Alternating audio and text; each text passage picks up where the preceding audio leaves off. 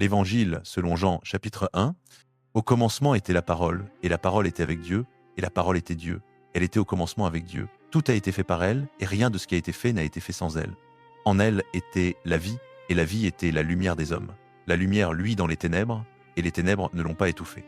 Il y avait un homme envoyé de Dieu, son nom était Jean. Il vint comme témoin pour rendre témoignage à la lumière, afin que tous croient par lui. Lui n'était pas la lumière, mais il vint pour rendre témoignage à la lumière. La vraie lumière, celle qui éclaire tout homme, venait dans le monde. Elle était dans le monde, et le monde a été fait par elle, mais le monde ne l'a pas reconnue. Elle est venue chez les siens, et les siens ne l'ont pas reçue. Mais à tous ceux qui l'ont reçue, à ceux qui croient en son nom, elle a donné le pouvoir de devenir enfants de Dieu, lesquels sont nés, non du sang, ni de la volonté de la chair, ni de la volonté de l'homme, mais de Dieu. Et la parole a été faite chair, et elle a habité parmi nous. Et nous avons contemplé sa gloire, une gloire comme celle du Fils unique venu du Père, pleine de grâce et de vérité. Jean lui a rendu témoignage et s'est écrié « C'est celui dont j'ai dit, celui qui vient après moi est passé devant moi, parce qu'il était avant moi. De sa plénitude, nous avons tous reçu, et grâce sur grâce. Car la loi a été donnée par Moïse, la grâce et la vérité sont venues par Jésus-Christ. Personne n'a jamais vu Dieu, le Fils unique qui est dans le sein du Père, c'est lui qui l'a fait connaître. Voici quel était le témoignage de Jean, lorsque les Juifs envoyèrent de Jérusalem des prêtres et des Lévites pour lui demander « Toi, qui es-tu » Il déclara, et ne le nia pas, il déclara « Moi, je ne suis pas le Christ ». Ils lui demandèrent « Quoi donc? Es-tu Élie » Il dit « Je ne le suis pas. »« Es-tu le prophète » Il répondit « Non. » Ils lui dirent alors « Qui es-tu » afin que nous donnions une réponse à ceux qui nous ont envoyés. « Que dis-tu de toi-même » Il dit « Moi, je suis la voix de celui qui crie dans le désert. Aplanissez le chemin du Seigneur, comme l'a dit le prophète Ésaïe. » Ceux qui avaient été envoyés étaient des pharisiens. Ils lui posèrent encore cette question « Pourquoi donc baptises-tu si tu n'es ni le Christ, ni Élie, ni le prophète ?» Jean leur répondit « Moi, je baptise d'eau. Mais au milieu de vous se tient quelqu'un que vous ne connaissez pas, celui qui vient après moi, et dont je ne suis pas digne de délier la courroie de la sandale. » Cela se passait à Béthanie, au-delà du Jourdain, où Jean baptisait. Le lendemain, Jean vit Jésus venir à lui, et il dit « Voici l'agneau de Dieu qui ôte le péché du monde. C'est celui dont j'ai dit « Après moi vient un homme qui est passé devant moi parce qu'il était avant moi. Moi-même, je ne le connaissais pas, mais c'est afin qu'il soit manifesté à Israël que je suis venu baptiser d'eau. » Jean rendit ce témoignage. « J'ai vu l'Esprit descendre du ciel comme une colombe et demeurer sur lui. » Moi-même, je ne le connaissais pas, mais celui qui m'a envoyé baptiser d'eau m'a dit « Celui sur qui tu verras l'Esprit descendre et demeurer, c'est lui qui baptise d'Esprit Saint. » Et moi j'ai vu, et j'atteste qu'il est l'élu de Dieu. Le lendemain, Jean était encore là avec 2 de ses disciples. Apercevant Jésus qui passait, il dit « Voici l'agneau de Dieu. » Les 2 disciples l'entendirent parler ainsi et suivirent Jésus. Jésus se retourna, et voyant qu'ils le suivaient, il leur dit « Que cherchez-vous » Ils lui répondirent « Rabbi », ce qui signifie « Maître, où demeures-tu » Il leur dit « Venez et voyez ». Ils allèrent donc, virent où il demeurait et restèrent auprès de lui ce jour-là, c'était environ la 10e heure. André, le frère de Simon-Pierre, était l'un des 2 qui avait entendu les paroles de Jean et qui avait suivi Jésus. Il trouva d'abord son frère Simon et lui dit « Nous avons trouvé le Messie, ce qui se traduit Christ », et il l'amena à Jésus. Jésus, le regardant, dit « Tu es Simon, fils de Jean, tu seras appelé Céphas, ce qui signifie Pierre. » Le lendemain, Jésus résolut de partir pour la Galilée. Il trouva Philippe et lui dit « Suis-moi ». Philippe était de Bethsaïda, la ville d'André et de Pierre. Philippe trouva Nathanaël et lui dit « Celui dont Moïse a écrit dans la loi et dont les prophètes ont parlé, nous l'avons trouvé, Jésus, le fils de Joseph de Nazareth. » Nathanaël lui dit « Peut-il venir quelque chose de bon de Nazareth ?»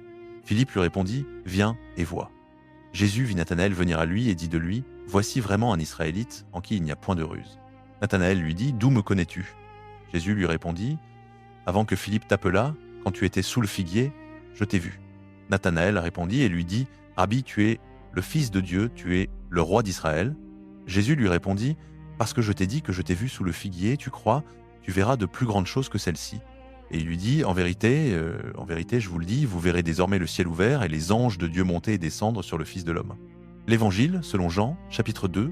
Le 3e jour, il y eut des noces à Cana en Galilée. La mère de Jésus était là, et Jésus fut aussi invité aux noces avec ses disciples. Comme le vin venait à manquer, la mère de Jésus lui dit « Ils n'ont plus de vin. » Jésus lui répondit « Femme, qu'y a-t-il entre toi et moi?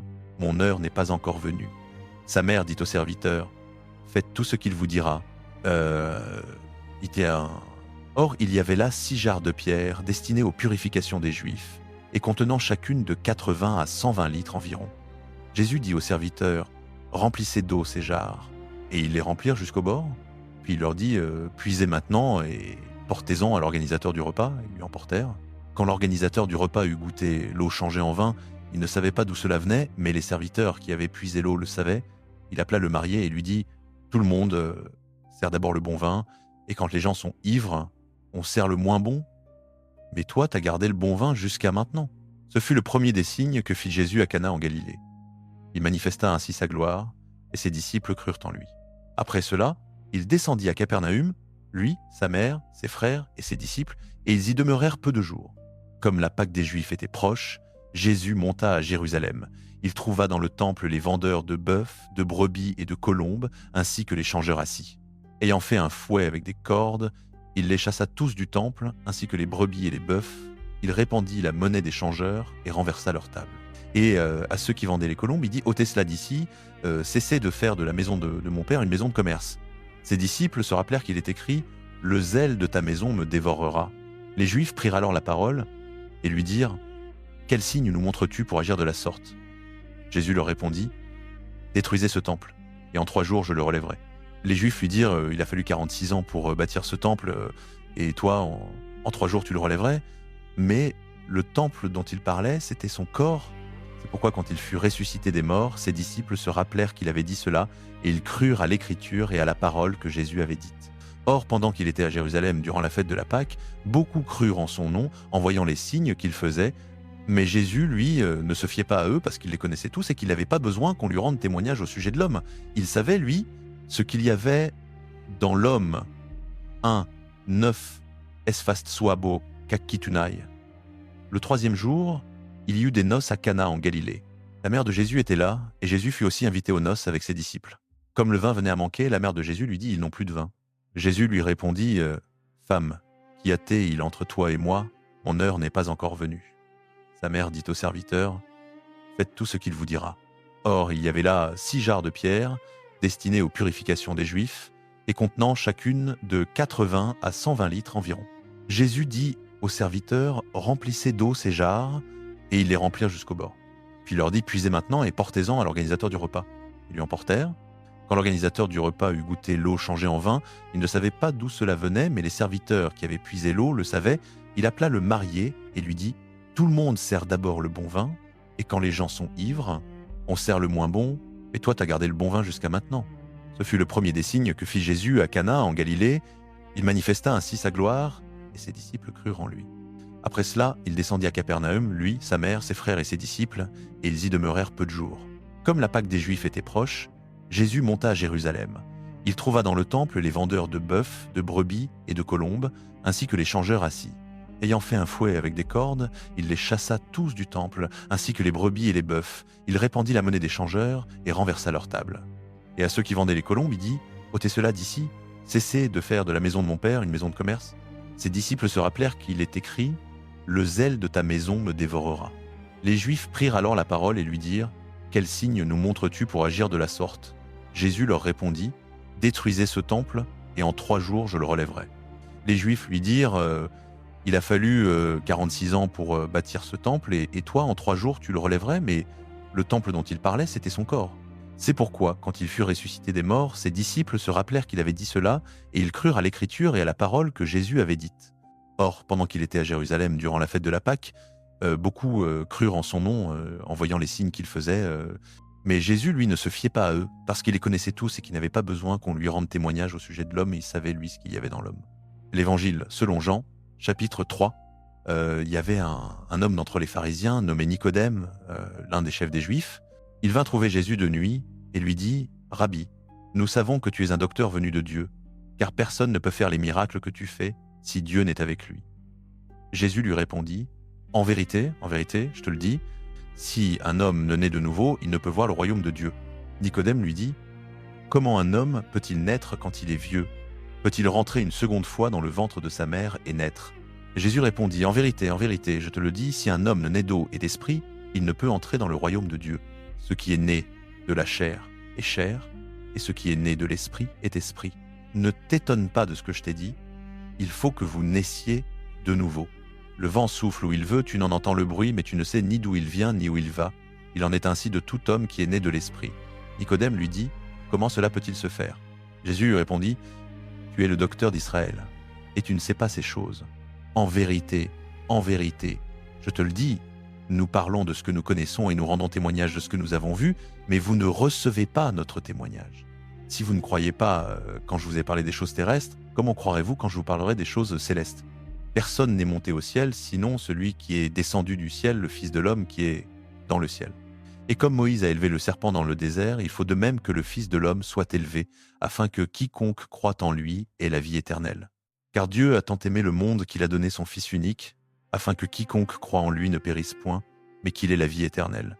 Dieu, en effet, n'a pas envoyé son Fils dans le monde pour juger le monde, mais pour que le monde soit sauvé par lui. Celui qui croit en lui n'est pas jugé, mais celui qui ne croit pas est déjà jugé, parce qu'il n'a pas cru au nom du Fils unique de Dieu. Et voici le jugement. La lumière est venue dans le monde, et les hommes ont préféré les ténèbres à la lumière parce que leurs œuvres étaient mauvaises. Car quiconque fait le mal est la lumière, et ne vient pas à la lumière, de peur que ses œuvres ne soient dévoilées. Mais celui qui agit selon la vérité vient à la lumière, afin que ses œuvres soient manifestées, parce que elles sont faites en Dieu. Après cela, Jésus alla avec ses disciples dans le pays de Judée. Il y séjourna avec eux, et il baptisait. Jean aussi baptisait à Hénon, près de Salim, parce qu'il y avait là beaucoup d'eau, et on venait pour être baptisé, car Jean n'avait pas encore été mis en prison. Or, une discussion s'éleva entre les disciples de Jean et un juif au sujet de la purification. Ils vinrent trouver Jean et lui dirent, « Rabbi, celui qui était avec toi de l'autre côté du Jourdain, celui dont tu as rendu témoignage, voici qu'il baptise, et tous vont à lui. » Jean répondit, « Un homme ne peut recevoir que ce qui lui est donné du ciel. Vous-même, m'êtes témoin que j'ai dit, moi je ne suis pas le Christ, mais j'ai été envoyé devant lui. Celui à qui appartient l'épouse, c'est l'époux. Mais l'ami de l'époux qui se tient là et qui l'écoute est ravi de joie à la voix de l'époux. Cette joie qui est la mienne est maintenant complète. Il faut qu'il croisse et que je diminue. Celui qui vient d'en haut est au-dessus de tous. Celui qui est de la terre et parle comme étant de la terre. Celui qui vient du ciel est au-dessus de tous.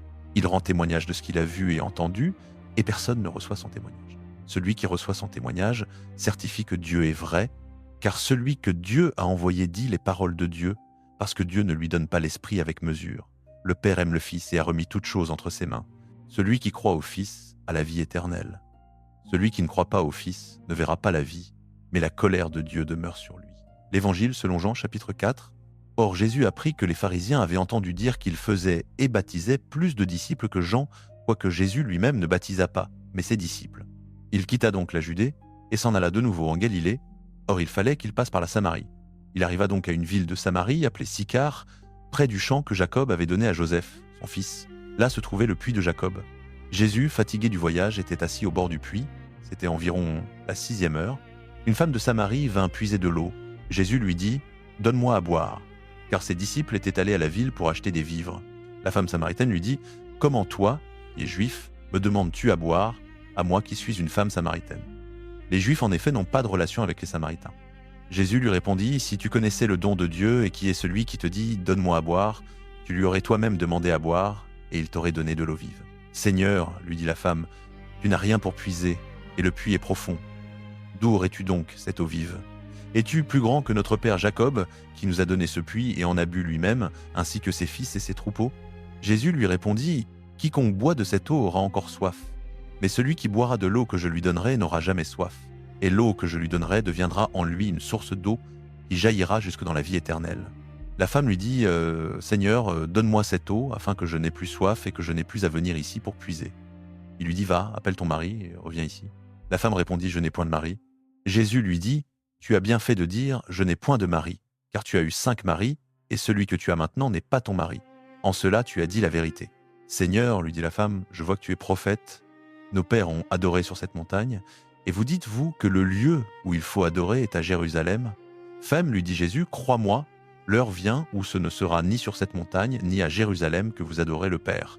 Vous adorez ce que vous ne connaissez pas. Nous adorons ce que nous connaissons, car le salut vient des Juifs. Mais l'heure vient, et elle est déjà venue, où les vrais adorateurs adoreront le Père en esprit et en vérité, car ce sont là les adorateurs que le Père demande. Dieu est esprit, et il faut que ceux qui l'adorent en esprit et en vérité. La femme lui dit « Je sais que le Messie doit venir, celui qu'on appelle Christ. Quand il sera venu, il nous annoncera toutes choses. » Jésus lui dit « Je le suis, moi qui te parle. » À ce moment-là, ses disciples revinrent, ils étaient étonnés de ce qu'il parlait avec une femme. Aucun cependant ne dit « Que demandes-tu » ou « De quoi parles-tu avec elle ?» Alors la femme laissa sa cruche, s'en alla à la ville et dit aux gens « Venez voir un homme qui m'a dit tout ce que j'ai fait. Ne serait-ce pas le Christ ?» Ils sortirent de la ville et vinrent vers lui. Pendant ce temps, les disciples le pressaient en disant « Rabbi, mange ». Mais il leur dit « J'ai à manger une nourriture que vous ne connaissez pas. » Les disciples se disaient donc les uns aux autres « Quelqu'un, lui, aurait-il apporté à manger ?» Jésus leur dit « Ma nourriture est de faire la volonté de celui qui m'a envoyé et d'accomplir son œuvre. Ne dites-vous pas vous, encore 4 mois et la moisson vient ? Voici, je vous le dis, levez les yeux et regardez les champs qui sont déjà blancs pour la moisson. Déjà le moissonneur reçoit un salaire et amasse du fruit pour la vie éternelle, afin que celui qui sème et celui qui moissonne se réjouissent ensemble. Car en ceci le dicton est vrai. Autre est celui qui sème et autre celui qui moissonne. Je vous ai envoyé moissonner ce pour quoi vous n'avez pas travaillé, d'autres ont travaillé, et vous êtes entrés dans leur travail. Beaucoup de Samaritains de cette ville crurent en lui à cause de la parole de la femme qui rendait ce témoignage. Il m'a dit tout ce que j'ai fait. Quand donc les Samaritains vinrent le trouver, ils le prièrent de rester chez eux. Et il y demeura 2 jours. Un bien plus grand nombre crut à cause de sa propre parole, et il disait à la femme, « Ce n'est plus à cause de ce que tu as dit que nous croyons, car nous avons nous-mêmes entendu, et nous savons qu'il est vraiment le sauveur du monde. » Après ces 2 jours, il partit de là pour aller en Galilée, car Jésus lui-même avait rendu ce témoignage qu'un prophète n'est pas honoré dans son propre pays. Lorsqu'il arriva en Galilée, les Galiléens l'accueillirent, ayant vu tout ce qu'il avait fait à Jérusalem pendant la fête, car eux aussi étaient allés à la fête. Il retourna donc à Cana en Galilée, où il avait changé l'eau en vin. Il y avait un officier du roi dont le fils était malade à Capernaum. Cet homme, ayant appris que Jésus était venu de Judée en Galilée, s'en alla vers lui et le pria de descendre guérir son fils, car il allait mourir. Jésus lui dit « Si vous ne voyez des signes et des prodiges, vous ne croirez point. » L'officier du roi lui dit « Seigneur, descends avant que mon enfant meure. »« Va, lui dit Jésus, ton fils vit. » Cet homme crut à la parole que Jésus lui avait dite, et il s'en alla. Comme déjà il descendait, ses serviteurs vinrent à sa rencontre et lui dirent « Ton enfant vit. » Il leur demanda à quelle heure il s'était trouvé mieux. « Hier, à la 7e heure, lui dirent-ils, la fièvre l'a quitté. » Le père reconnut que c'était à cette heure-là que Jésus lui avait dit « Ton fils vit. » Et il crut, lui et toute sa maison. Jésus fit ce second miracle lorsqu'il revint de Judée en Galilée. L'Évangile selon Jean, chapitre 5. Quelque temps après, Jésus monta à Jérusalem pour une fête des Juifs. Or, à Jérusalem, près de la porte des brebis, il y a une piscine qui s'appelle en araméen Bethesda et qui est entourée de 5 portiques couverts. Sous ces portiques étaient couchés un grand nombre d'infirmes, aveugles, boiteux, paralytiques. Il y avait là un homme qui était malade depuis 38 ans. Jésus, le voyant couché, sachant qu'il était dans cet état depuis longtemps, lui dit « Veux-tu être guéri ?» L'infirme lui répondit « Seigneur, je n'ai personne pour me jeter dans la piscine quand l'eau est agitée. Pendant que j'y vais, un autre descend avant moi. » Jésus lui dit « Lève-toi, prends ton brancard et marche. » Aussitôt cet homme fut guéri, il prit son brancard et se mit à marcher. Or, ce jour-là était un sabbat. Les Juifs dirent donc à celui qui avait été guéri, c'est le sabbat, il ne t'est pas permis de porter ton brancard. Il leur répondit, celui qui m'a guéri m'a dit, prends ton brancard et marche. Ils lui demandèrent, qui est l'homme qui t'a dit, prends-le et marche? Mais celui qui avait été guéri ne savait pas qui c'était, car Jésus s'était écarté de la foule qui était en ce lieu. Plus tard, Jésus le trouva dans le temple et lui dit, te voilà guéri, ne pêche plus, de peur qu'il ne t'arrive quelque chose de pire. Cet homme s'en alla annoncer aux Juifs que c'était Jésus qui l'avait guéri. C'est pourquoi les Juifs poursuivaient Jésus, parce qu'il faisait ces choses le jour du sabbat. Jésus leur répondit, mon Père travaille jusqu'à présent, moi aussi je travaille. À cause de cela, les Juifs cherchaient encore plus à le faire mourir, non seulement parce qu'il violait le sabbat, mais aussi parce qu'il appelait Dieu son propre Père, se faisant lui-même égal à Dieu. Jésus reprit donc la parole et leur dit, en vérité, je vous le dis, le Fils ne peut rien faire de lui-même. Il ne fait que ce qu'il voit faire au Père, ce que fait le Père. Le Fils le fait pareillement, car le Père aime le Fils et lui montre tout ce qu'il fait, et il lui montrera des œuvres plus grandes que celles-ci, afin que vous soyez dans l'étonnement. En effet, comme le Père ressuscite les morts et donne la vie, de même le Fils donne la vie à qui il veut. Le Père ne juge personne, mais il a remis tout jugement au Fils, afin que tous honorent le Fils, comme ils honorent le Père. Celui qui n'honore pas le Fils n'honore pas le Père qui l'a envoyé. En vérité, je vous le dis, celui qui écoute ma parole et croit à celui qui m'a envoyé à la vie éternelle et ne vient pas en jugement, mais il est passé de la mort à la vie. En vérité, je vous le dis, l'heure vient, et c'est maintenant, où les morts entendront la voix du Fils de Dieu, et ceux qui l'auront entendu vivront. Car, comme le Père a la vie en lui-même, ainsi il a donné au Fils d'avoir la vie en lui-même, et il lui a donné le pouvoir de juger, parce qu'il est Fils de l'homme, Ne vous en étonnez pas, l'heure vient où tous ceux qui sont dans les tombeaux entendront sa voix et en sortiront. Ceux qui auront fait le bien ressusciteront pour la vie, mais ceux qui auront pratiqué le mal ressusciteront pour le jugement. Moi, je ne peux rien faire de moi-même. Je juge selon ce que j'entends, et mon jugement est juste parce que je ne cherche pas ma volonté, mais la volonté de celui qui m'a envoyé. Si je rends témoignage de moi-même, mon témoignage n'est pas vrai. Il y a un autre qui rend témoignage de moi, et je sais que le témoignage qu'il rend de moi est vrai. Vous avez envoyé vers Jean, et il a rendu témoignage à la vérité. Pour moi, je n'accepte pas le témoignage d'un homme, mais je dis cela afin que vous soyez sauvés. Jean était la lampe qui brûle et qui luit, et vous avez voulu vous réjouir un moment à sa lumière. Mais moi, j'ai un témoignage plus grand que celui de Jean, les œuvres que le Père m'a donné d'accomplir. Ces œuvres-là que je fais témoignent de moi que le Père m'a envoyé. Et le Père qui m'a envoyé a lui-même rendu témoignage de moi. Vous n'avez jamais entendu sa voix, vous n'avez jamais vu sa face, et sa parole ne demeure pas en vous, puisque vous ne croyez pas celui qui l'a envoyé. Vous scrutez les Écritures parce que vous pensez avoir en elles la vie éternelle. Ce sont elles qui rendent témoignage de moi, et vous ne voulez pas venir à moi pour avoir la vie. Je n'accepte pas la gloire qui vient des hommes, mais je vous connais, l'amour de Dieu n'est pas en vous. Je suis venu au nom de mon Père, et vous ne me recevez pas. Si un autre vient en son propre nom, celui-là vous le recevrez. Comment pouvez-vous croire, vous qui recevez gloire les uns des autres, et qui ne cherchez pas la gloire qui vient du Dieu unique? Ne pensez pas que ce soit moi qui vous accuserai devant le Père. Votre accusateur, c'est Moïse, en qui vous avez mis votre espérance. Car si vous croyez Moïse, vous me croiriez aussi, puisqu'il a écrit de moi. Mais si vous ne croyez pas à ses écrits, comment croirez-vous à mes paroles? L'Évangile selon Jean, chapitre 6. Peu après ces événements, Jésus passa de l'autre côté de la mer de Galilée, appelée aussi mer de Tibériade. Une grande foule le suivait, parce qu'il voyait les signes qu'il accomplissait en guérissant les malades. Jésus monta sur la montagne, et là il s'assit avec ses disciples. Or la Pâque, la fête des Juifs, était proche.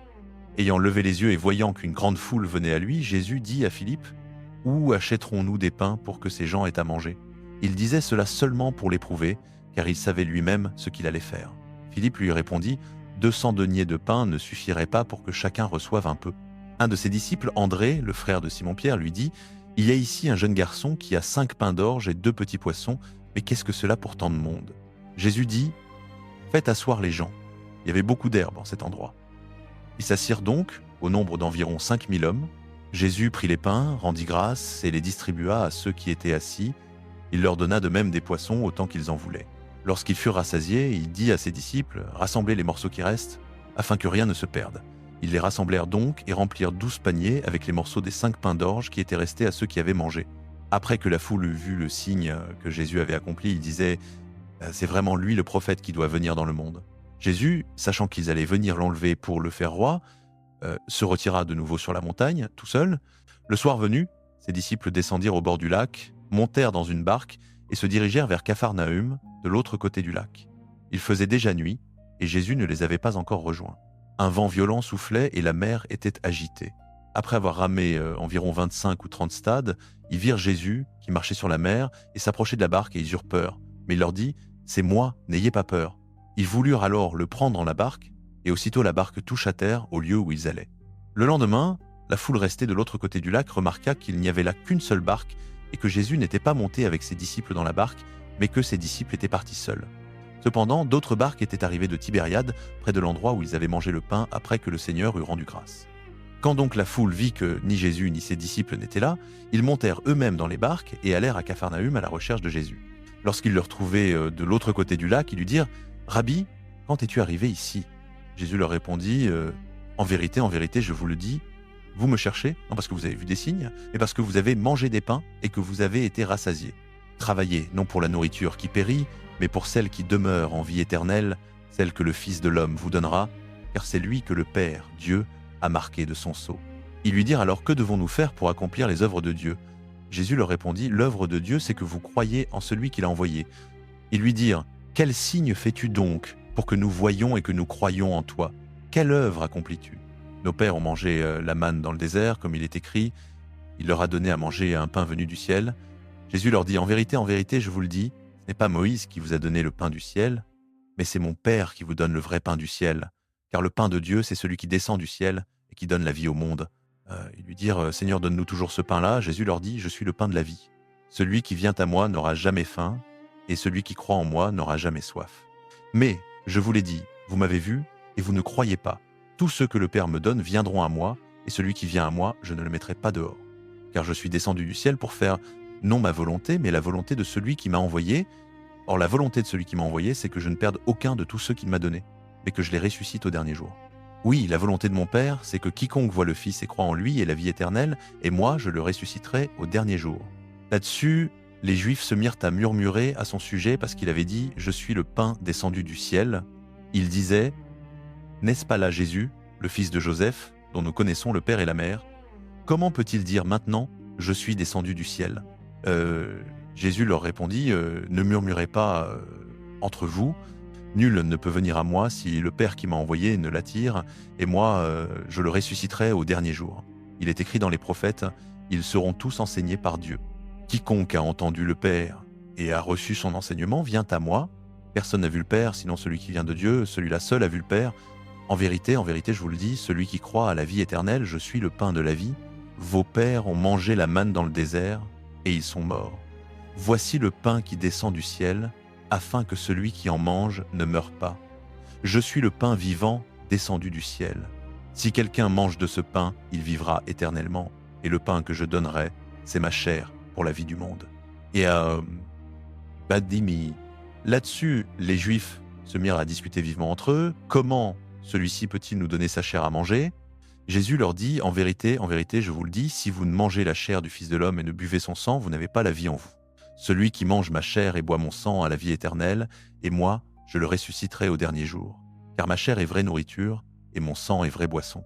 Celui qui mange ma chair et boit mon sang demeure en moi, et moi en lui.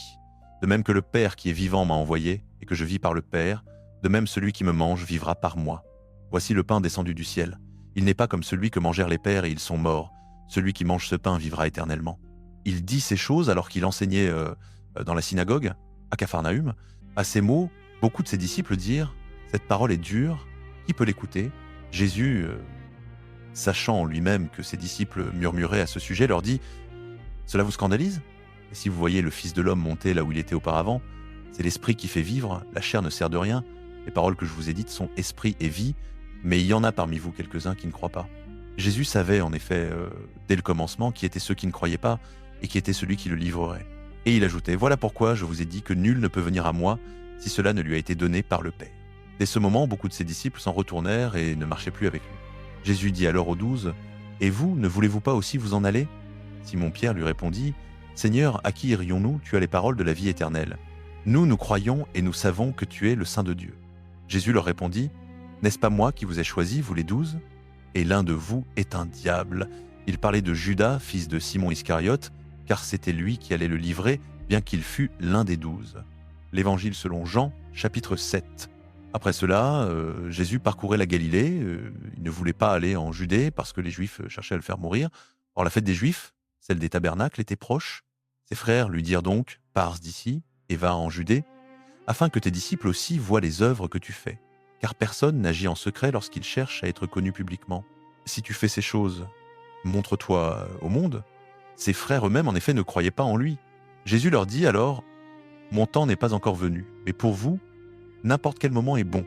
Le monde ne peut pas vous haïr, mais moi il me hait, parce que je rends témoignage contre lui que ses œuvres sont mauvaises. Vous montez à cette fête, moi je ne monte pas encore à cette fête, parce que mon temps n'est pas encore accompli. » Après leur avoir dit cela, il demeura en Galilée. Cependant, quand ses frères furent montés à la fête, alors lui aussi y monta, non publiquement, mais comme en secret. Les Juifs le cherchaient pendant la fête et disaient « Où est-il » Il y avait dans la foule beaucoup de murmures à son sujet. Les uns disaient « C'est un homme de bien », d'autres disaient « Non, il égare le peuple ». Personne toutefois ne parlait ouvertement de lui par crainte des Juifs. Au milieu de la fête, Jésus monta au temple et il enseignait. Les Juifs s'étonnaient et disaient « Comment connaît-il les Écritures, lui qui n'a point étudié ?» Jésus leur répondit « Mon enseignement n'est pas de moi, mais de celui qui m'a envoyé. Si quelqu'un veut faire la volonté de Dieu, il saura si mon enseignement vient de Dieu ou si je parle de moi-même. Celui qui parle de lui-même cherche sa propre gloire, mais celui qui cherche la gloire de celui qui l'a envoyé, celui-là est vrai et il n'y a pas d'injustice en lui. Moïse ne vous a-t-il pas donné la loi, et aucun de vous ne la met en pratique. Pourquoi cherchez-vous à me faire mourir ?»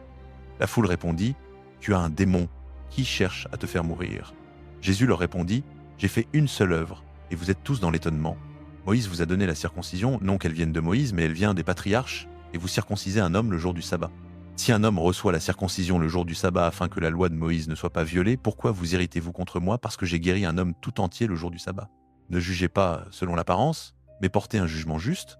Là-dessus, quelques habitants de Jérusalem dirent « N'est-ce pas celui qui cherche à faire mourir ?» Et voici qu'il parle ouvertement, et ils ne lui disent rien. Les chefs auraient-ils vraiment reconnu qu'il est le Christ? Mais lui, nous savons d'où il est, tandis que le Christ, quand il viendra, personne ne saura d'où il est. Alors Jésus, enseignant encore dans le temple, s'écria « Vous me connaissez et vous savez d'où je suis. Moi, je ne suis pas venu de moi-même, mais celui qui m'a envoyé est vrai. Vous le connaissez pas. Moi, je le connais parce que je viens d'auprès de lui et c'est lui qui m'a envoyé. » Il cherchait donc à le saisir, mais personne ne porta la main sur lui, parce que son heure n'était pas encore venue.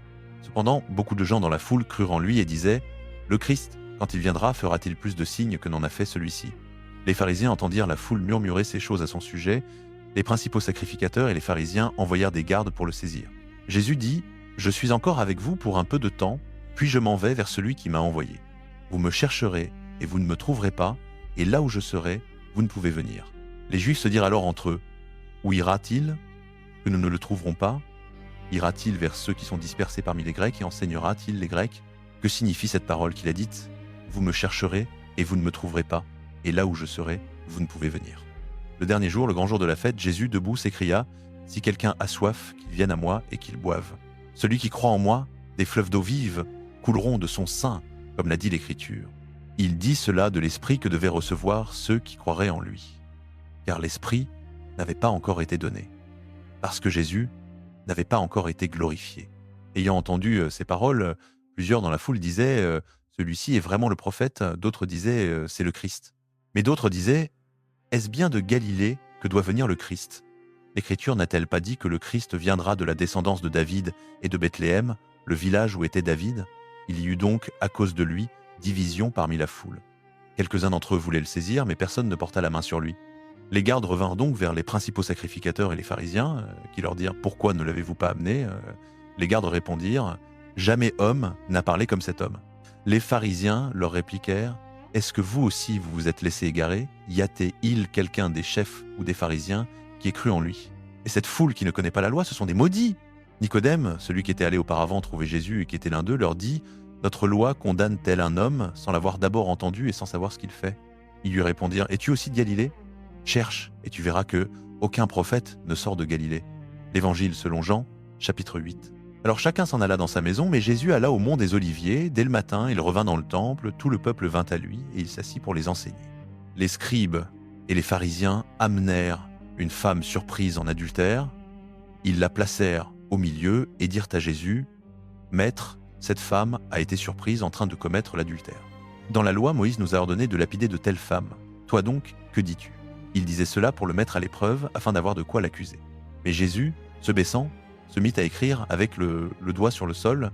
Comme il continuait à l'interroger, il se redressa et leur dit « Que celui de vous qui est sans péché lui jette le premier la pierre. » Puis il se baissa de nouveau et écrivit sur le sol.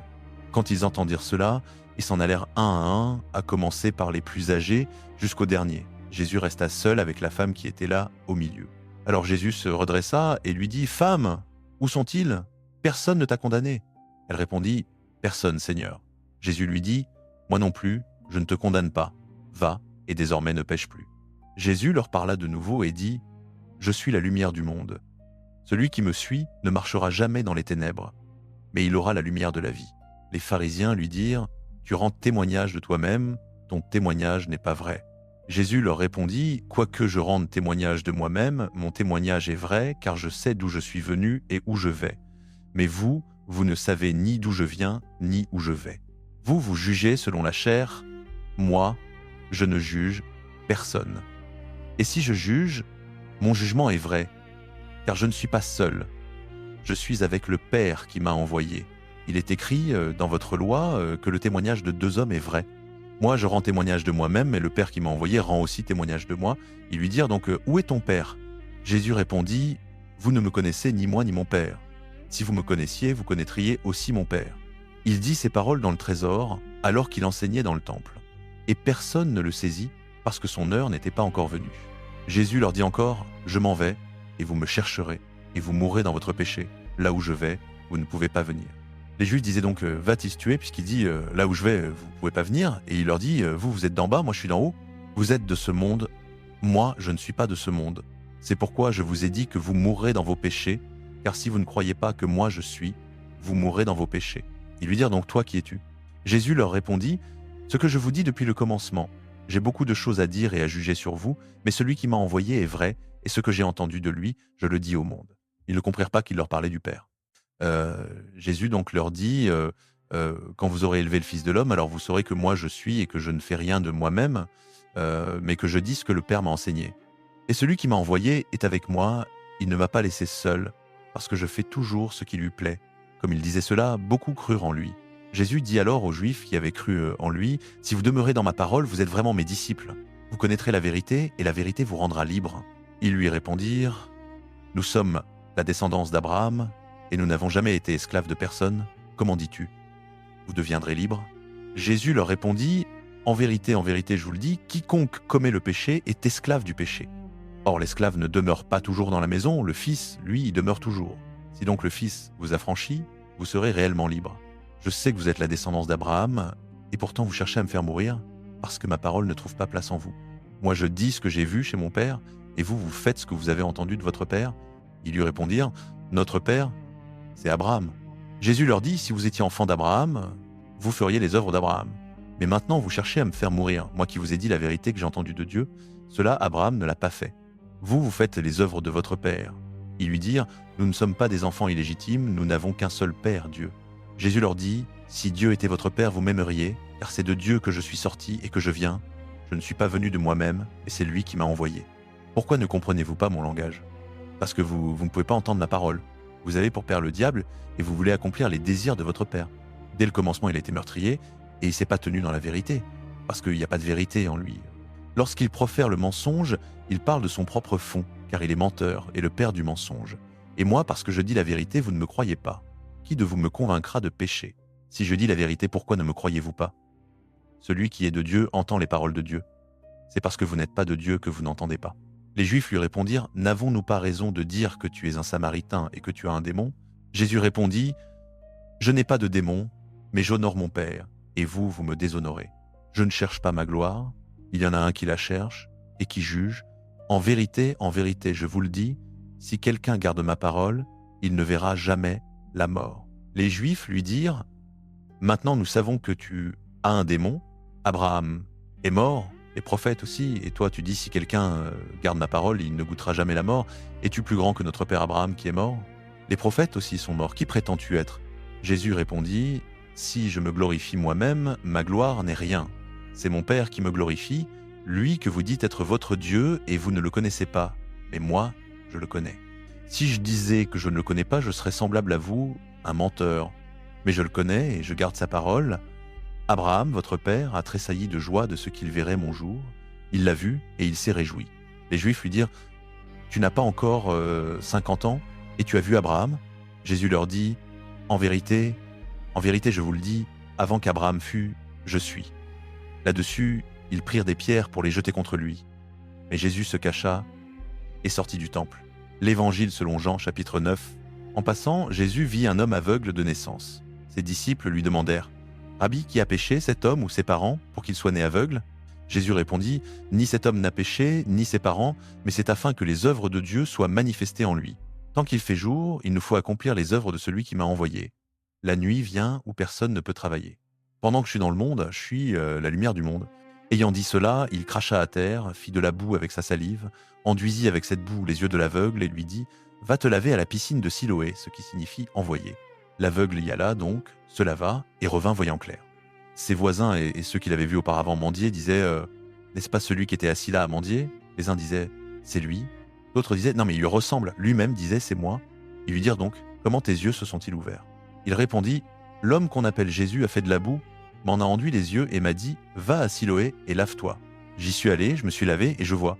Ils lui dirent « Où est-il celui-là » Il répondit « Je ne sais pas ». Ils amenèrent aux pharisiens l'homme qui avait été aveugle.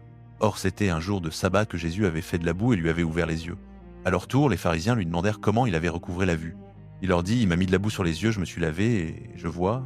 Quelques-uns des pharisiens dirent « Cet homme n'est pas de Dieu, puisqu'il n'observe pas le sabbat ». D'autres disaient, comment un pécheur peut-il faire de tels signes? Et il y avait division parmi eux. Ils s'adressèrent de nouveau à l'aveugle. Toi, que dis-tu de lui puisqu'il t'a ouvert les yeux? Il répondit, c'est un prophète. Les Juifs ne voulurent pas croire qu'il avait été aveugle et qu'il voyait maintenant avant d'avoir fait venir les parents de celui qui avait recouvré la vue. Ils leur demandèrent, est-ce bien votre fils? Est-ce vous qui dites qu'il est né aveugle? Comment se fait-il qu'il voit maintenant? Ses parents répondirent, nous savons que c'est notre fils et qu'il est né aveugle. Mais comment il voit maintenant, nous ne le savons pas, ou qui lui a ouvert les yeux, nous ne le savons pas. Interrogez-le, il a l'âge. Il parlera lui-même de ce qui le concerne. Ses parents dirent cela parce qu'ils avaient peur des Juifs, car déjà les Juifs avaient décidé que quiconque reconnaîtrait Jésus pour le Messie serait exclu de la synagogue. C'est pourquoi ses parents dirent, il a l'âge, interrogez-le. Une seconde fois, ils appelèrent l'homme qui avait été aveugle et lui dirent, rends gloire à Dieu, nous savons, nous, que cet homme est un pécheur. Il répondit, si c'est un pécheur, je l'ignore. Une seule chose, je la sais, j'étais aveugle et maintenant je vois. Ils lui dirent, que t'a-t-il fait? Comment t'a-t-il ouvert les yeux? Il leur répondit, je vous l'ai déjà dit et vous n'avez pas écouté. Pourquoi voulez-vous l'entendre encore? Est-ce que vous aussi vous voulez devenir ses disciples? Ils l'injurièrent et dirent, c'est toi qui es son disciple, nous sommes disciples de Moïse. Nous savons que Dieu a parlé à Moïse, mais celui-là, nous ne savons pas d'où il est. L'homme leur répondit, c'est bien là l'étonnant, que vous ne sachiez pas d'où il est, alors qu'il m'a ouvert les yeux. Nous savons que Dieu n'exauce pas les pécheurs, mais qu'il exauce celui qui est pieux et fait sa volonté. Jamais on n'a entendu dire que quelqu'un ait ouvert les yeux d'un aveugle né. Si cet homme n'était pas de Dieu, il ne pourrait rien faire. Ils lui répondirent, tu es tout entier né dans le péché, et tu nous fais la leçon? Et ils le chassèrent dehors. Jésus apprit qu'ils l'avaient chassé dehors. L'ayant trouvé, il lui dit, crois-tu au Fils de l'homme? Celui-ci répondit, et qui est-il, Seigneur, pour que je croie en lui? Jésus lui dit, tu l'as vu, celui qui te parle, c'est lui. Il dit alors, je crois, Seigneur, et il se prosterna. L'Évangile selon Jean, chapitre 10. En vérité, je vous le dis, celui qui n'entre pas dans la bergerie par la porte, mais qui y monte par un autre endroit, celui-là est un voleur et un brigand. Mais celui qui entre par la porte est le berger des brebis. Le portier lui ouvre, et les brebis entendent sa voix. Il appelle ses propres brebis par leur nom et les mène dehors.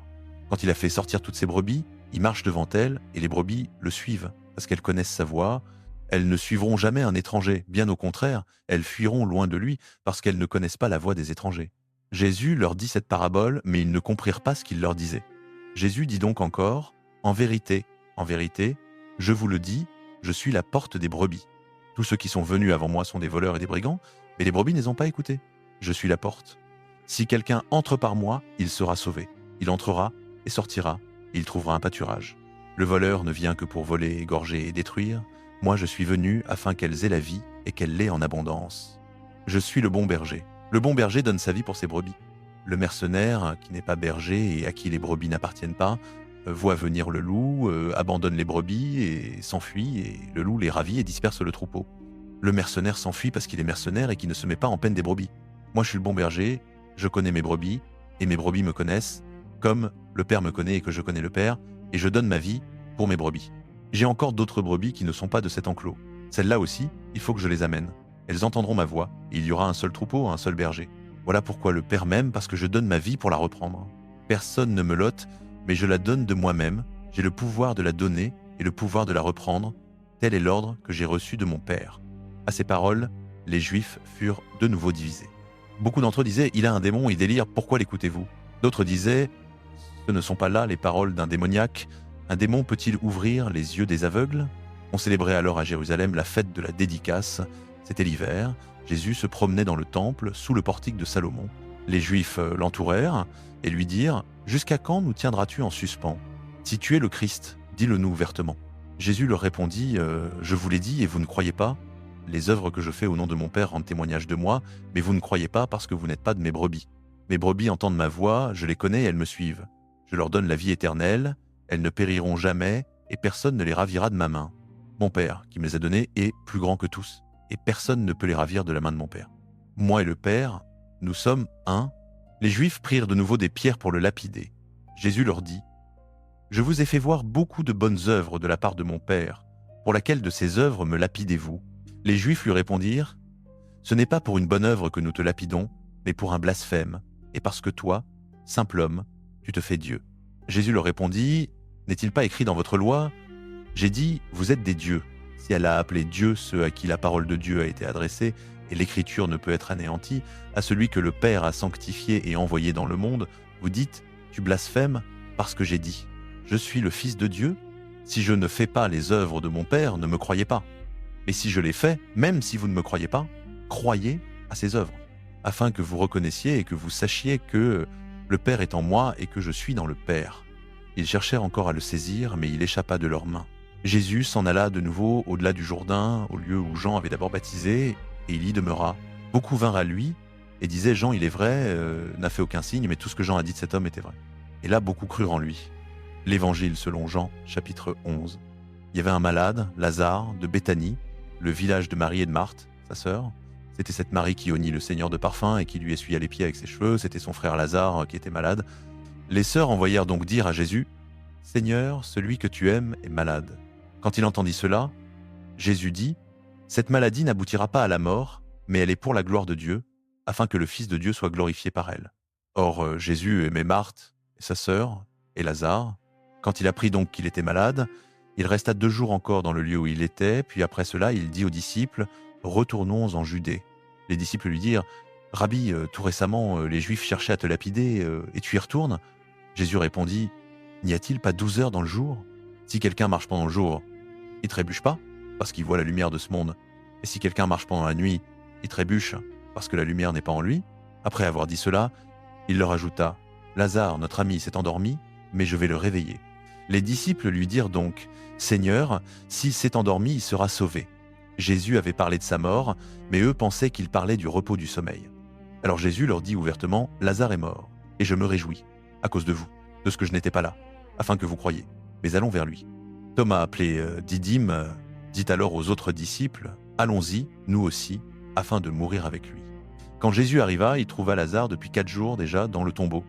Béthanie était près de Jérusalem, à environ 15 stades, et beaucoup de Juifs étaient venus auprès de Marthe et de Marie pour les consoler au sujet de leur frère. Lorsque Marthe apprit que Jésus arrivait, elle alla à sa rencontre. Marie, elle, restait assise à la maison. Marthe dit donc à Jésus, « Seigneur, si tu avais été ici, mon frère ne serait pas mort. Mais maintenant encore, je sais que tout ce que tu demanderas à Dieu, Dieu te l'accordera. » Jésus lui dit, « Ton frère ressuscitera. » Marthe lui répondit, « Je sais qu'il ressuscitera à la résurrection, au dernier jour. » Jésus lui dit, « Je suis la résurrection et la vie, celui qui croit en moi, même s'il meurt, vivra, et quiconque vit et croit en moi ne mourra jamais. Crois-tu cela ?»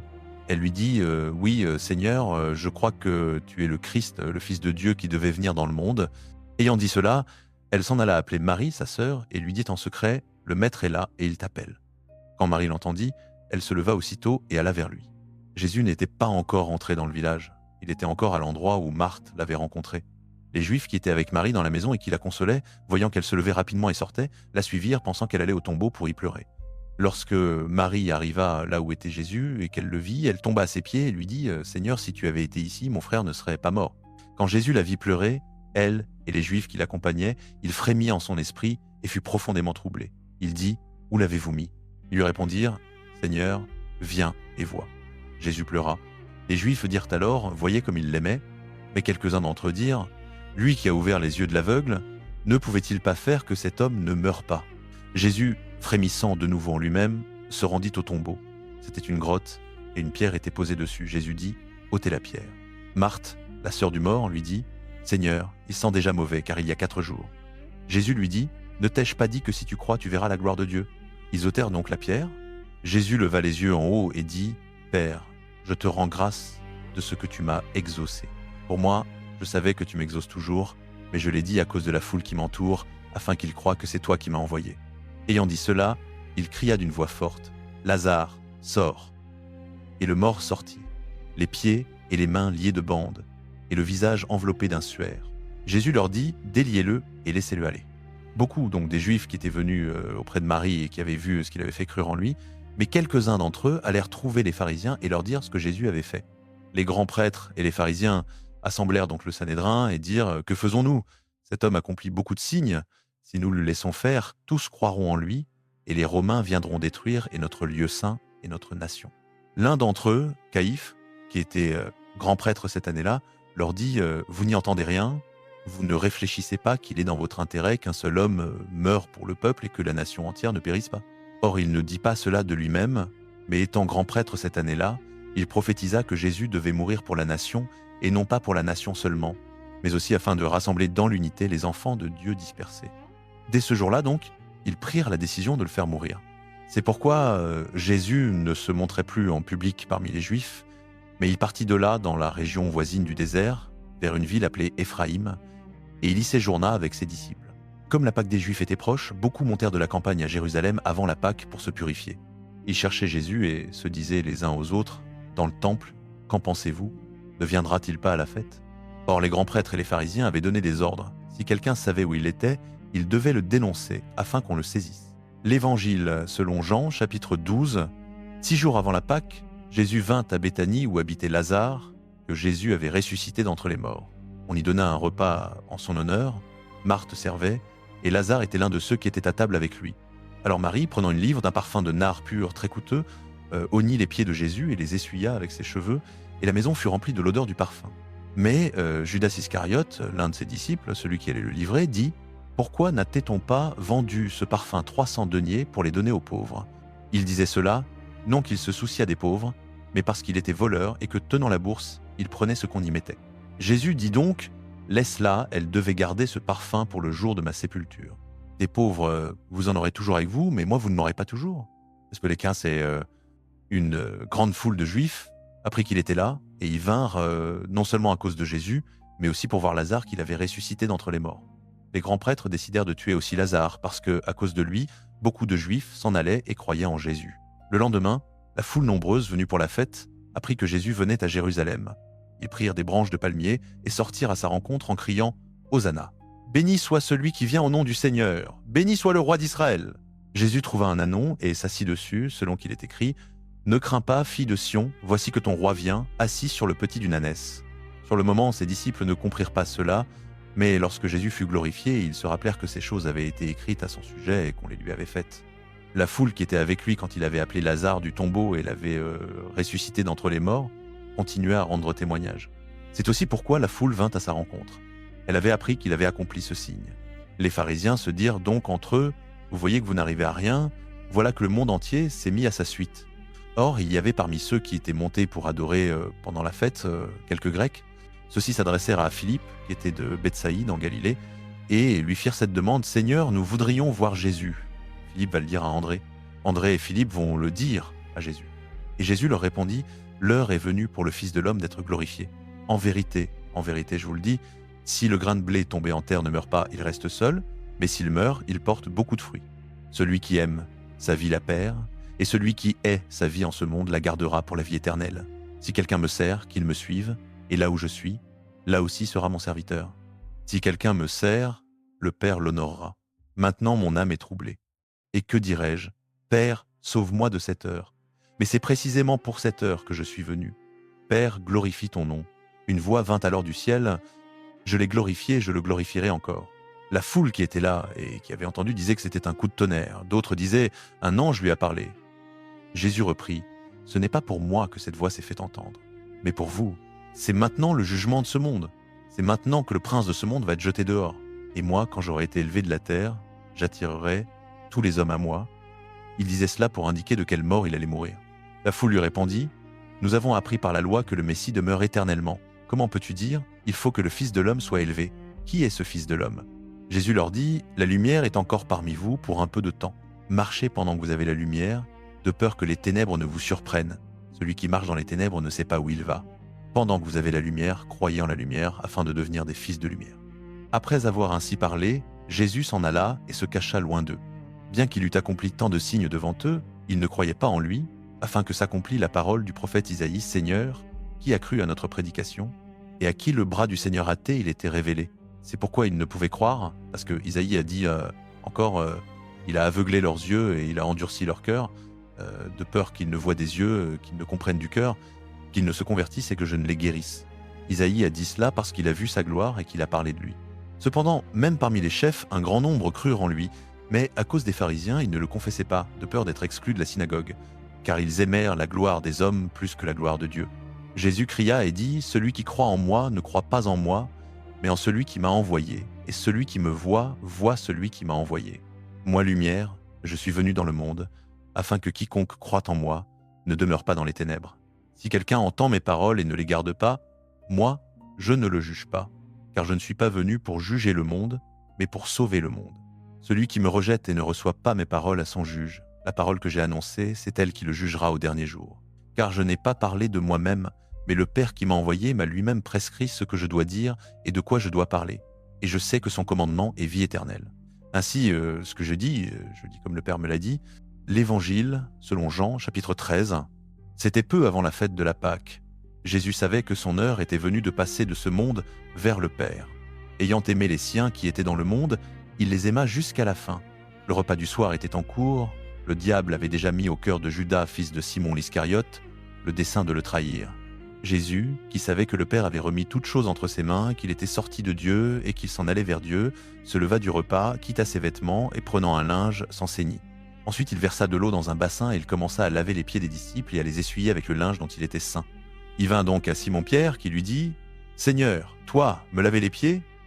Jésus répondit « Ce que je fais, tu ne le comprends pas maintenant, mais tu le comprendras bientôt. » Pierre lui dit « Non, jamais tu ne me laveras les pieds. » Jésus lui répondit « Si je ne te lave, tu n'as pas de part avec moi. » Simon-Pierre lui dit « Seigneur, non seulement les pieds, mais aussi les mains et la tête. » Jésus lui dit « Celui qui s'est baigné n'a besoin que de se laver les pieds pour être entièrement pur.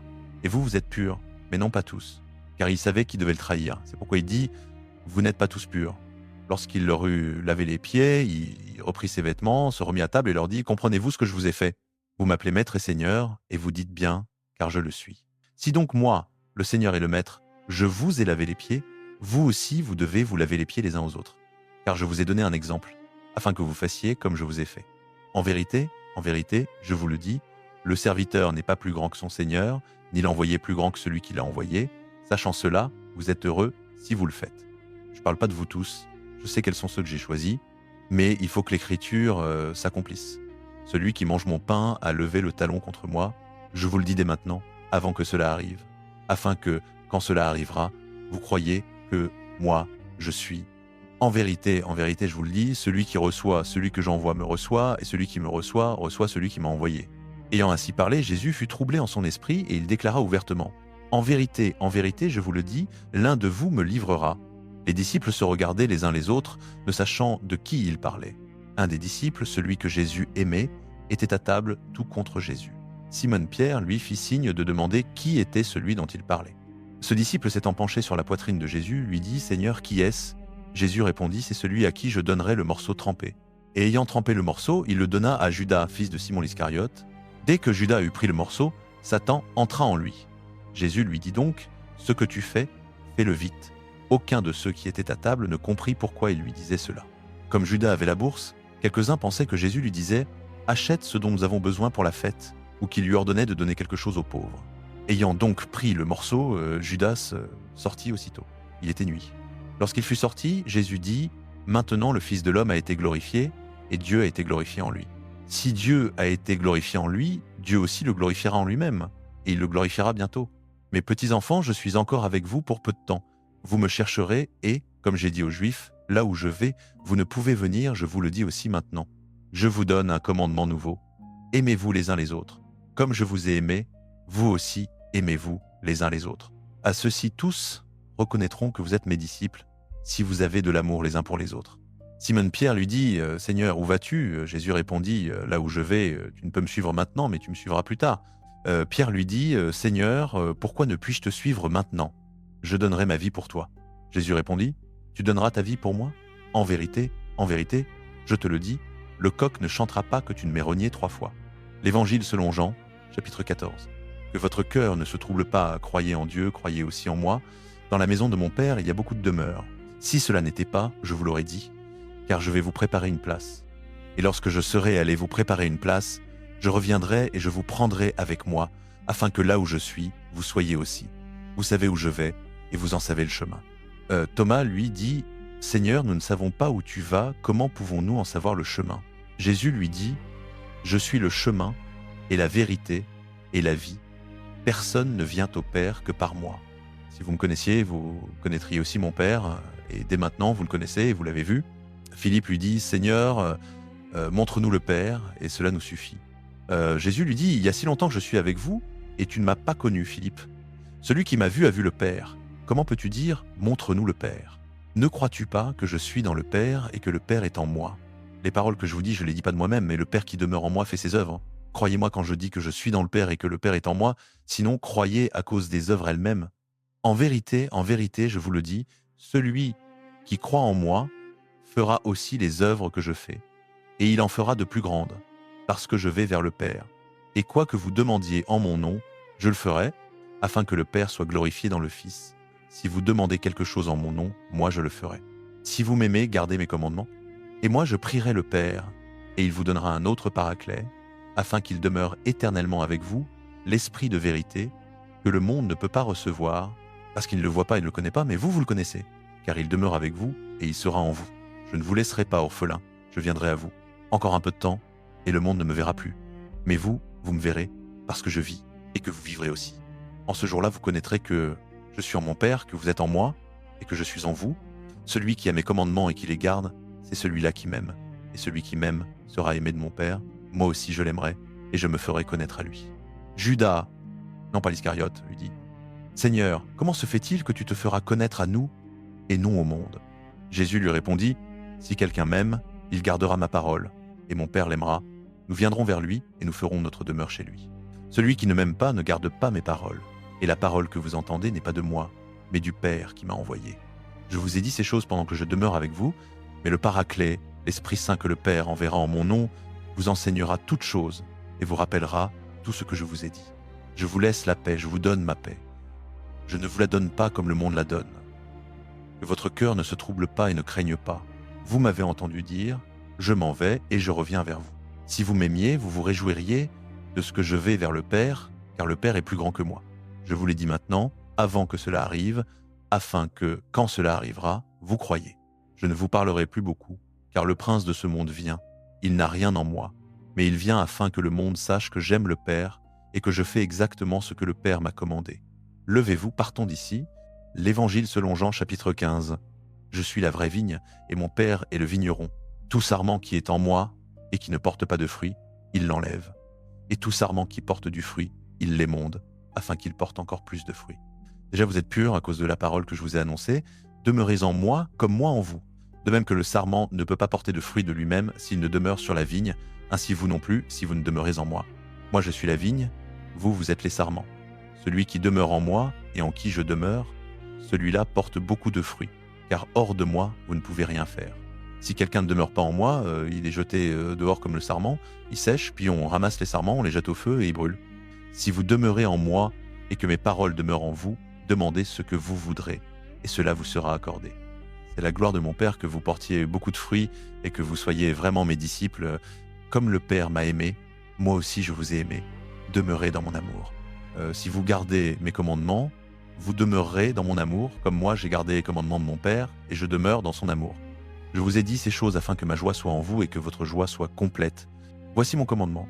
Aimez-vous les uns les autres comme je vous ai aimé. Personne n'a d'amour plus grand que celui qui donne sa vie pour ses amis. Vous êtes mes amis si vous faites ce que je vous commande. Je vous appelle plus serviteur, parce que le serviteur ne sait pas ce que fait son maître, mais je vous ai appelé ami parce que tout ce que j'ai entendu de mon Père, je vous l'ai fait connaître. Ce n'est pas vous qui m'avez choisi, mais c'est moi qui vous ai choisi et vous ai établi, afin que vous alliez, que vous portiez du fruit et que votre fruit demeure. Afin que tout ce que vous demanderez au Père en mon nom, il vous le donne. Ce que je vous commande, c'est de vous aimer les uns les autres. Si le monde vous hait, sachez qu'il m'a haï avant vous. Si vous étiez du monde, le monde aimerait ce qui est à lui. Mais parce que vous n'êtes pas du monde, et que moi je vous ai choisi du milieu du monde, c'est pourquoi le monde vous hait. Souvenez-vous de la parole que je vous ai dite, le serviteur n'est pas plus grand que son maître. S'ils m'ont persécuté, ils vous persécuteront aussi. S'ils ont gardé ma parole, ils garderont aussi la vôtre. Mais tout cela, ils le feront contre vous à cause de mon nom, parce qu'ils ne connaissent pas celui qui m'a envoyé. Si je n'étais pas venu et ne leur avais pas parlé, ils n'auraient pas de péché. Mais maintenant, ils n'ont plus d'excuses pour leur péché. Celui qui me hait est aussi mon Père. Si je n'avais pas fait parmi eux des œuvres que nul autre n'a faites, ils n'auraient pas de péché, mais maintenant ils ont vu et ils ont haï, et moi et mon Père. Mais il faut que s'accomplisse la parole écrite dans leur loi, ils m'ont haï sans raison. Quand viendra le Paraclet que je vous enverrai d'auprès du Père, l'Esprit de vérité qui procède du Père, lui, il rendra témoignage de moi. Et vous aussi, vous témoignerez parce que vous êtes avec moi dès le commencement. L'Évangile selon Jean, chapitre 6.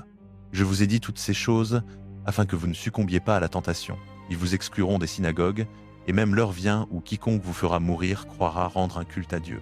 Ils agiront ainsi parce qu'ils n'ont connu ni le Père ni moi.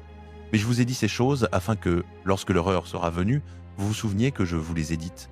Je ne vous en ai pas parlé dès le commencement parce que j'étais avec vous.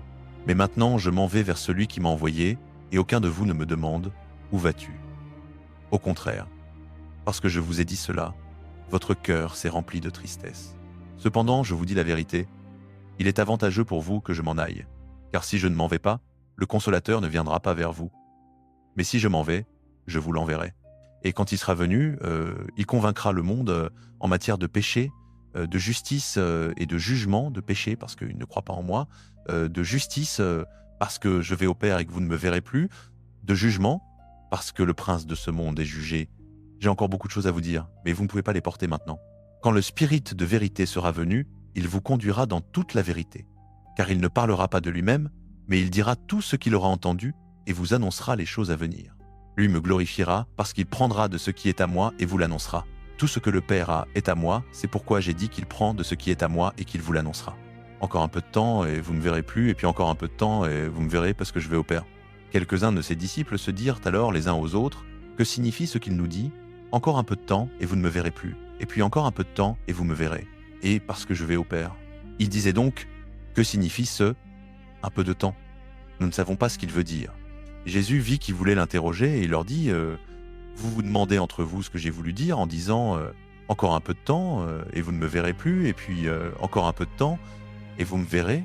En vérité, je vous le dis, vous pleurez et vous vous lamenterez et le monde se réjouira. Vous serez dans la tristesse, mais votre tristesse se changera en joie. La femme, lorsqu'elle enfante, éprouve de la tristesse parce que son heure est venue, mais lorsqu'elle a donné le jour à l'enfant, elle ne se souvient plus de la souffrance. À cause de la joie qu'un homme est né dans le monde, vous donc aussi vous êtes maintenant dans la tristesse. Mais je vous reverrai, et votre cœur se réjouira, et personne ne vous ravira votre joie. En ce jour-là, vous ne m'interrogerez plus sur rien. En vérité, je vous le dis, ce que vous demanderez au Père en mon nom, il vous le donnera. Jusqu'à présent, vous n'avez rien demandé en mon nom, demandez, et vous recevrez, afin que votre joie soit complète. Je vous ai dit ces choses en parabole. L'heure vient où je ne vous parlerai plus en parabole, mais où je vous parlerai ouvertement du Père. En ce jour-là, vous demanderez en mon nom, et je ne vous dis pas que moi je prierai le Père pour vous, car le Père lui-même vous aime, parce que vous m'avez aimé et que vous avez cru que je suis sorti de Dieu. Je suis sorti du Père, et je suis venu dans le monde. Maintenant je quitte le monde, et je vais au Père. Ses disciples lui dirent « Voici que maintenant tu parles ouvertement, et tu n'emploies aucune parabole. Maintenant nous savons que tu sais tout, et que tu n'as besoin de personne pour t'interroger. C'est pourquoi nous croyons que tu es sorti de Dieu. » Jésus leur répondit « Vous croyez maintenant ? Voici, l'heure vient, et elle est déjà venue, où vous serez dispersés chacun de son côté et où vous me laisserez seul. Mais je ne suis pas seul, car le Père est avec moi. Je vous ai dit ces choses afin que vous ayez la paix en moi. Dans le monde, vous aurez des tribulations, mais prenez courage, moi j'ai vaincu le monde. » L'Évangile selon Jean, chapitre 17. Après avoir dit cela, Jésus leva les yeux au ciel et dit « Père, l'heure est venue, glorifie ton Fils, afin que ton Fils te glorifie, comme tu lui as donné pouvoir sur toute chair, afin qu'il donne la vie éternelle à tous ceux que tu lui as donnés. Or la vie éternelle, c'est qu'ils te connaissent, toi, le seul vrai Dieu, et celui que tu as envoyé, Jésus-Christ. Moi je t'ai glorifié sur la terre, j'ai achevé l'œuvre que tu m'as donnée à faire, et maintenant toi, Père, glorifie-moi auprès de toi-même de la gloire que j'avais auprès de toi avant que le monde existe.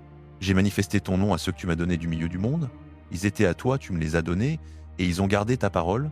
Maintenant ils savent que tout ce que tu m'as donné vient de toi, car je leur ai donné les paroles que tu m'as données, ils les ont reçues, ils ont vraiment reconnu que je suis sorti de toi, et ils ont cru que tu m'as envoyé. C'est pour eux que je prie. Je ne prie pas pour le monde, mais pour ceux que tu m'as donnés, parce qu'ils sont à toi. Tout ce qui est à moi est à toi, et ce qui est à toi est à moi, et je suis glorifié en eux. Je ne suis plus dans le monde, mais eux sont dans le monde, et moi je vais à toi.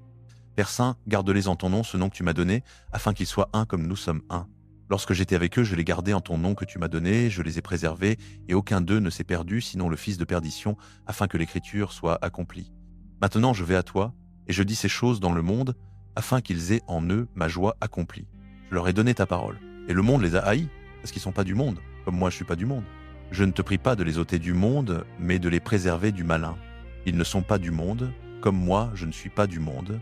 Sanctifie-les dans la vérité, ta parole est la vérité.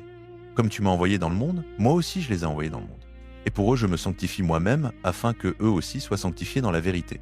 Je ne prie pas pour eux seulement, mais aussi pour ceux qui, grâce à leur parole, croiront en moi, afin que tous soient un, comme toi, Père, tu es en moi, et moi en toi, afin que eux aussi soient un en nous, pour que le monde croie que tu m'as envoyé. Je leur ai donné la gloire que tu m'as donnée, afin qu'ils soient un, comme nous sommes un, moi en eux, et toi en moi, afin qu'ils soient parfaitement un, pour que le monde sache que tu m'as envoyé, et que tu les as aimés comme tu m'as aimé. Père, je veux que là où je suis, ceux que tu m'as donnés soient aussi avec moi, afin qu'ils voient ma gloire, la gloire que tu m'as donnée, parce que tu m'as aimé avant la fondation du monde. Père juste, le monde ne t'a pas connu, mais moi je t'ai connu, et ceux-ci ont connu que tu m'as envoyé. Je leur ai fait connaître ton nom, et je le leur ferai connaître, afin que l'amour dont tu m'as aimé soit en eux, et que moi je sois en eux. L'Évangile selon Jean, chapitre 18. Voici bandik sentien fapching zak tung shu kwa juan shung 18 gieu neguan bo no idung kon kat bo kon temtat ko ilyong katu gennut veu ban gok dung de ou naidon vatam de ou que up li dedok trouishai. Après avoir dit ces paroles, Jésus sortit avec ses disciples et traversa le torrent du Cédron. Il y avait là un jardin dans lequel il entra, lui et ses disciples. Judas, celui qui le livrait, connaissait aussi ce lieu parce que Jésus et ses disciples s'y étaient souvent réunis. Judas donc, ayant pris la cohorte et des gardes détachés par les grands prêtres et les pharisiens, vint là avec des lanternes, des torches et des armes. Jésus, sachant tout ce qui allait lui arriver, s'avança et leur dit « Qui cherchez-vous » Ils répondirent « Jésus de Nazareth ». Jésus leur dit « C'est moi ». Judas, celui qui le livrait, se tenait là, lui aussi, avec eux.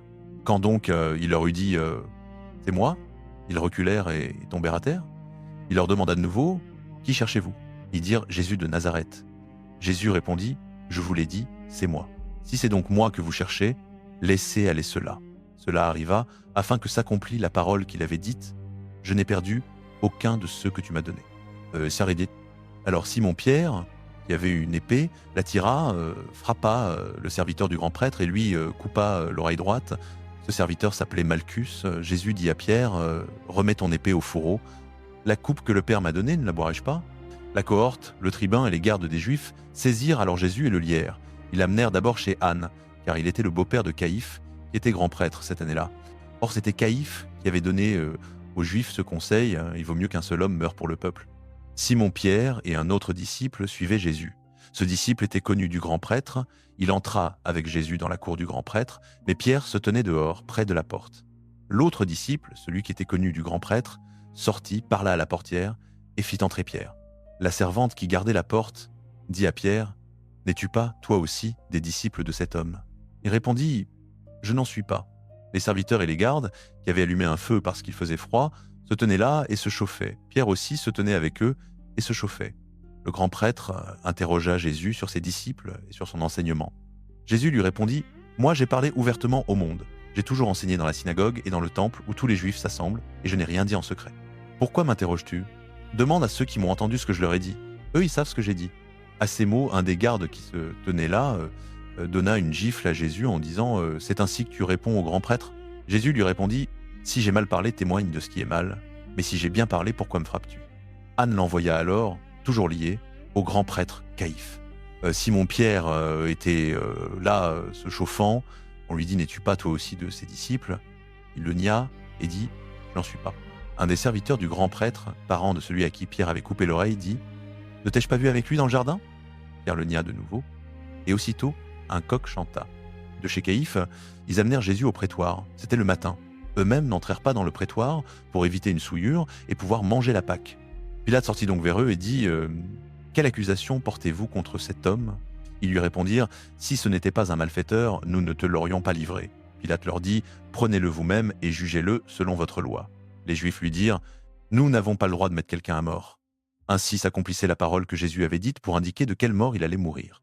Pilate rentra donc dans le prétoire, appela Jésus et lui dit « Es-tu le roi des Juifs ?» Jésus répondit « Dis-tu cela de toi-même ou d'autres te l'ont-ils dit de moi ?» Pilate répondit « Est-ce que je suis juif, moi ? Ta nation et les grands prêtres t'ont livré à moi. Qu'as-tu fait ?» Jésus répondit « Mon royaume n'est pas de ce monde. Si mon royaume était de ce monde, mes serviteurs auraient combattu pour que je ne sois pas livré aux Juifs. Mais maintenant mon royaume n'est pas d'ici. » Pilate lui dit « Donc tu es roi ?» Jésus répondit, « Tu le dis, je suis roi, moi je suis né, et je suis venu dans le monde pour rendre témoignage à la vérité. Quiconque est de la vérité écoute ma voix. » Pilate lui dit, « Qu'est-ce que la vérité ?» Ayant dit cela, il sortit de nouveau vers les Juifs et leur dit, « Moi je ne trouve en lui aucune faute. Mais vous avez coutume que je vous relâche quelqu'un à la Pâque. Voulez-vous donc que je vous relâche le roi des Juifs ?» Ils crièrent de nouveau, « Pas lui, mais Barabbas. » Or Barabbas était un brigand. L'Évangile selon Jean, chapitre 19. Alors Pilate prit Jésus et le fit flageller. Les soldats tressèrent une couronne d'épines, la posèrent sur sa tête et le revêtirent d'un manteau de pourpre. Ils s'avançaient vers lui et disaient « Salut roi des Juifs !» et ils lui donnaient des coups. Pilate sortit de nouveau et dit aux Juifs « Voici que je vous l'amène dehors, afin que vous sachiez que je ne trouve en lui aucun motif de condamnation. » Jésus sortit donc, portant la couronne d'épines et le manteau de pourpre. Pilate leur dit « Voici l'homme. » Quand les grands prêtres et les gardes le virent, ils crièrent « Crucifie-le, crucifie-le !» Pilate leur dit « Prenez-le vous-même et crucifiez-le. Moi, je ne trouve en lui aucun motif de condamnation. » Les Juifs lui répondirent « Nous avons une loi, et d'après cette loi, il doit mourir, parce qu'il s'est fait fils de Dieu. » Lorsque Pilate entendit cette parole, il eut encore plus peur. Il rentra dans le prétoire et dit à Jésus « D'où es-tu » Mais Jésus ne lui donna pas de réponse. Pilate lui dit « Tu me refuses la parole ? Ne sais-tu pas que j'ai pouvoir de te relâcher et pouvoir de te crucifier ?»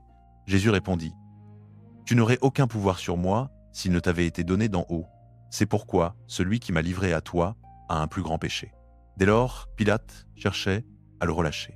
Mais les Juifs criaient « Si tu le relâches, tu n'es pas ami de César. Quiconque se fait roi se déclare contre César. » Quand Pilate entendit ces paroles, il fit sortir Jésus et s'assit sur le tribunal, au lieu appelé Lithostrotos, en hébreu Gabata. C'était le jour de la préparation de la Pâque, environ la 6e heure. Pilate dit aux Juifs « Voici votre roi. » Et ils crièrent « À mort, crucifie-le. » Pilate leur dit « Crucifierai-je votre roi ?» Les grands prêtres répondirent « Nous n'avons de roi que César. » Alors il le leur livra pour être crucifié. Ils prirent donc Jésus. Portant lui-même sa croix, il sortit vers le lieu appelé Crâne, qui se dit en hébreu Golgotha. C'est là qu'ils le crucifièrent, et avec lui 2 autres, un de chaque côté, Jésus au milieu.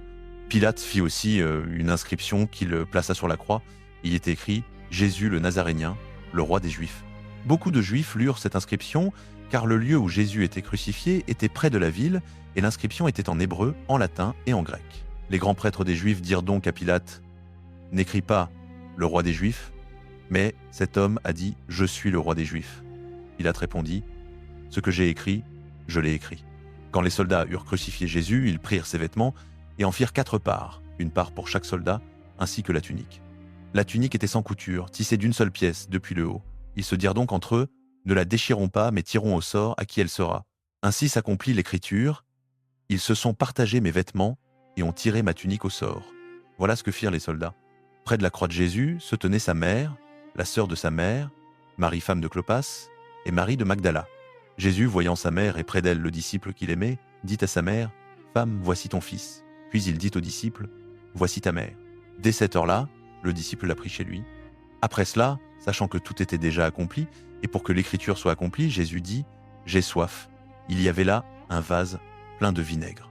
On fixa donc une éponge imbibée de vinaigre au bout d'une branche d'hysope, et on l'approcha de sa bouche. Quand il eut pris le vinaigre, Jésus dit « Tout est accompli. » Il inclina la tête et remit l'esprit. Comme c'était le jour de la préparation, afin que les corps ne restent pas sur la croix pendant le sabbat, car ce sabbat était un grand jour, les Juifs demandèrent à Pilate qu'on brise les jambes des crucifiés et qu'on enlève les corps. Les soldats vinrent donc et brisèrent les jambes du premier, puis de l'autre qui avait été crucifié avec lui. Quand ils arrivèrent à Jésus, ils virent qu'il était déjà mort et ne lui brisèrent pas les jambes, mais un des soldats lui perça le côté avec une lance, et aussitôt il sortit du sang et de l'eau. Celui qui l'a vu en a témoigné, et son témoignage est vrai, il sait qu'il dit la vérité, afin que vous aussi vous croyiez.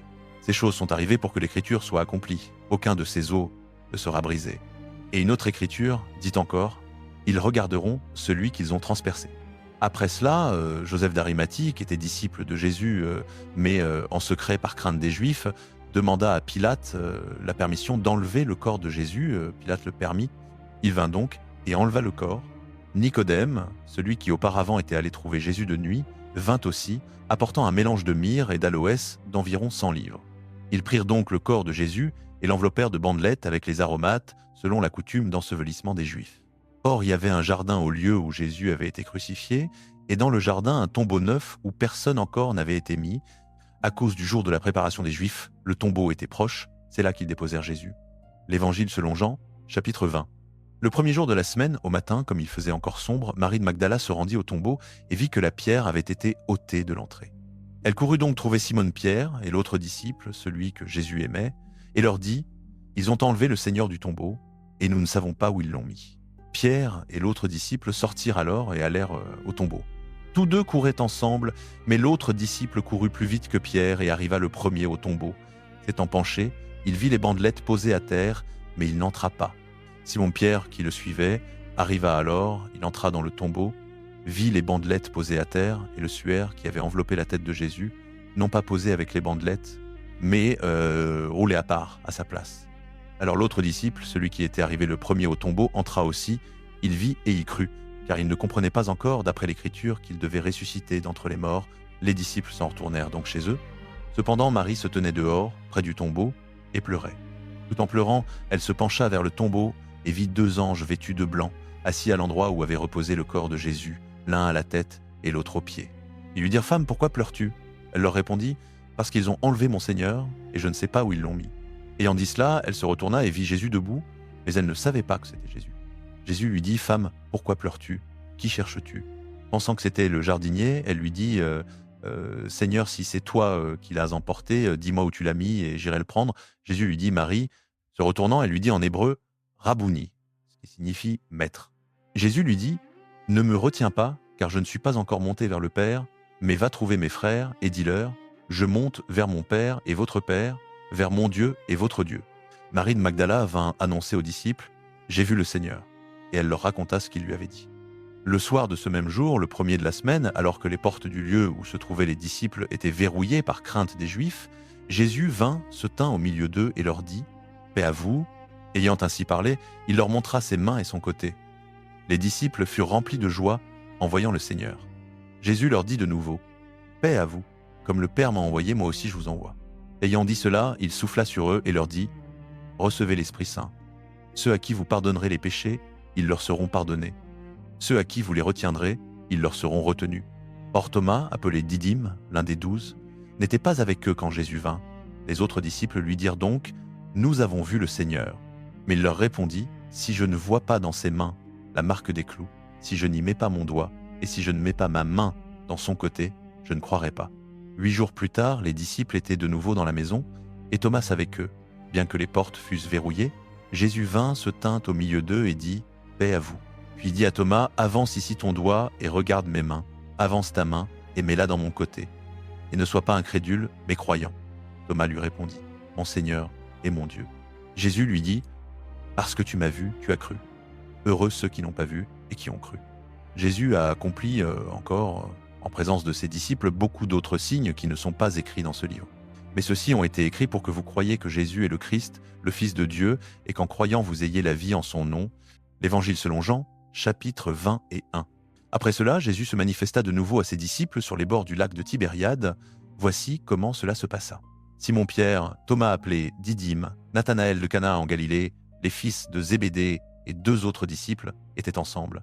Simon-Pierre leur dit « Je vais pêcher. » Ils lui répondirent « Nous venons aussi avec toi. » Ils sortirent donc, montèrent dans la barque, mais cette nuit-là, ils ne prirent rien. Au matin, Jésus se tint sur le rivage, et les disciples ne savaient pas que c'était lui. Il leur cria « Enfants, n'avez-vous rien à manger ?» Ils répondirent « Non. » Il leur dit « Jetez le filet du côté droit de la barque, et vous trouverez. » Ils le jetèrent donc, et ils ne pouvaient plus le tirer tant il y avait de poissons. Alors le disciple que Jésus aimait dit à Pierre « C'est le Seigneur. » Dès que Simon-Pierre entendit que c'était le Seigneur, il passa sa tunique, car il était nu, et se jeta à l'eau. Les autres disciples vinrent avec la barque, entraînant le filet plein de poissons. Ils n'étaient en effet pas loin de la terre, à environ 100 mètres. Lorsqu'ils descendirent à terre, ils virent là un feu de braise avec du poisson posé dessus et du pain. Et Jésus leur dit « Apportez quelques-uns des poissons que vous venez de prendre. » Simon-Pierre remonta dans la barque et tira le filet à terre. Il était plein de 153 gros poissons. Malgré leur grand nombre, le filet ne s'était pas déchiré. Jésus leur dit « Venez déjeuner. » Aucun des disciples n'osait lui demander « Qui es-tu » Il savait que c'était le Seigneur. Jésus s'approcha, prit le pain et le leur donna. Il fit de même avec le poisson. C'était la 3e fois que Jésus se manifestait à ses disciples depuis qu'il était ressuscité d'entre les morts. Quand ils eurent mangé, Jésus dit à Simon-Pierre « Simon, fils de Jean, m'aimes-tu plus que ceci ?» Il répondit « Oui, Seigneur, tu sais que je t'aime. » Jésus lui dit « paix mes agneaux. Il lui dit une deuxième fois, Simon, fils de Jean, m'aimes-tu? Pierre répondit, Oui Seigneur, tu sais que je t'aime. Jésus lui dit, Paix mes brebis. Il lui dit pour la troisième fois, Simon, fils de Jean, m'aimes-tu? Pierre fut attristé parce que pour la troisième fois, Jésus lui demandait, M'aimes-tu?